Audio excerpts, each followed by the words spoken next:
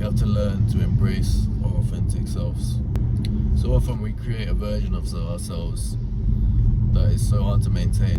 You know, we have a version of ourselves that we dress up. It might even be, for some people, their social media version, like on Instagram, the best picture of yourself. I used to do this. I used to always want my picture of myself to be the best version of myself, and it's pretty normal. Everyone wants that. But the more difference you make between the version of yourself that wakes up in the morning, fresh out of bed, and the version of yourself that leaves the house and goes out, or goes out for a special occasion, etc. I realized that the more difference between this version of yourself, you almost create two versions of yourself. You create a bedridden, disheveled version, and then you create a clean version of yourself. I feel like this when I get a trim sometimes. I feel like sometimes when I don't get a trim for a few weeks, I look a bit shaggy and, you know, a bit ragged, not as fresh as I could be. And then I get a trim, I'm like, yeah, I'm looking a lot fresher. But what this does to you is it creates the version of yourself that is confident when you look at your best, but then less confident when you don't look your best. So I used to do this with my beard a lot as well. I don't know if you noticed, but I used to fill in my beard a lot more. I used to use like a black pen. I used to like fill in a bit of the gaps and make my colour a bit darker. And I did this at first a little bit. I just trialed it out. But it was getting to a point where I was doing so much in the morning. Like every morning it became a thing where it was like, right, I've got to do this for 5 minutes every morning. And if I don't do it, I'm not going to look my best. And it became a psychological thing as well. And then I was like, okay, you know what? I'm just going to embrace my natural colour. Yeah, dyeing it and filling in the gaps, it might make me look a tiny bit better sometimes, but it's also causing me a lot of anguish as well. Like, there was other factors too, like if I was on holiday or if I was going in water, for example, it would like wash off and it would make me not want to go in water as much. So little things, but I digress. I just feel like we create a version of ourselves that is an enhanced version, and then when we're not at that level, we don't feel as confident. So I feel like guys get this with steroids as well. They take steroids, they get into their best shape, but then they can't ever sustain that, because the only way you'll ever keep that shape is by doing another cycle and another cycle. I think women fall into this a lot as well. They wear makeup naturally, and then it's a version of themselves online that is not the version of themselves at home. So you create almost like one version of yourself and then a version of yourself at home. And I watched a film called The Substance recently, a messed up film, but it had a lot of interesting topics, because it's basically, the substance is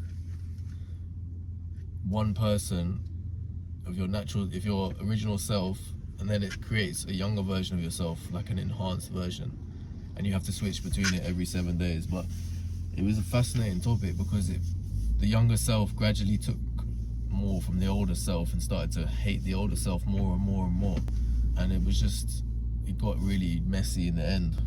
But it's actually very similar to real life in that we create two versions of ourselves. We create the best version, and then the version that is not the enhanced version, the lesser version, and it can massively mess up your mental health, because you're not being authentic. You're always trying to get the best version of yourself that is enhanced, and do you think you're gonna be happy when you're not your enhanced self? So the lesson for me was that I had to learn to embrace my authentic self, and I realized that things like my beard and certain things like that, I'm actually probably gonna get more love by not filling in my beard. You know, if I've got some patches in my beard or my colour's a little bit, I was a bit insecure about my beard being a bit ginger on my chin. It's like, well, you know what, let me hold that. The trade-off between not doing my beard and doing it is that I gain more time back. I gain less mental frustration in the mornings. You know, it's less on my morning routine. I don't feel like I have to do it every single day. You know, it's just loads of mini factors. It's also about being able to be at my normal self at all times. And we should embrace our authenticity. Obviously, I'm not saying like just wake up in the morning and don't shower and don't, you know, dress nice or whatever. Of course, we have to have a morning routine, but the reason why I was filling in my beard was because I wanted to make a better version of myself, but I couldn't sustain that version. It wasn't sustainable. So it's like for me, the gym as well, is I want to be in shape till the ages of like 40, 50, 60. You know, I want to be in shape all my life. But if I took steroids and, you know, did some cycles for some short-term gratification, what's going to happen? I'm going to mess up long-term. I just know that I'm not going to be able to sustain that long-term. There's so many reasons why I wouldn't do something like steroids. Just, for me, it has so many negatives compared to the pros. Anything that is not sustainable long-term is going to be pretty hard on your mental health. I can't imagine what the guys who take roids go through, trying to keep up the image and trying to keep up the gains, all the while knowing that they're still cycling roids. Like, to me, that doesn't make sense. Much better to build a long-term sustainable physique that's actually healthy and not have gyno on your breast tissue. You know, just there's so many factors. So I think that's the lesson, is to be able to embrace your authenticity.